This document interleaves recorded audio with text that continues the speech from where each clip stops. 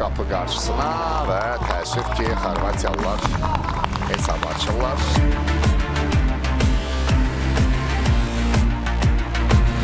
Bu arada Qarabağın hücumunu istəyirik. Musa Qurbanlıdan əla zərbə və hesab bərabərləşir.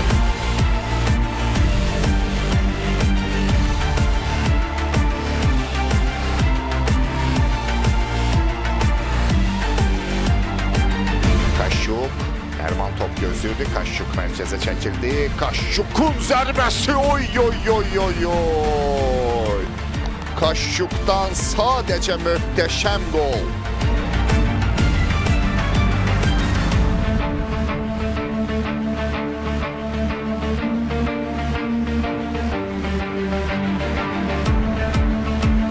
İndi Bəhruz Qurbanlı hücumu davam etdirir. Abbas Hüseynov da onun yanındadır. Bəhruzun ötürməsi Abbas'a. Abbas'ın zərbəsi və əla bir gol. Golun yaradıcılarına fikir verin.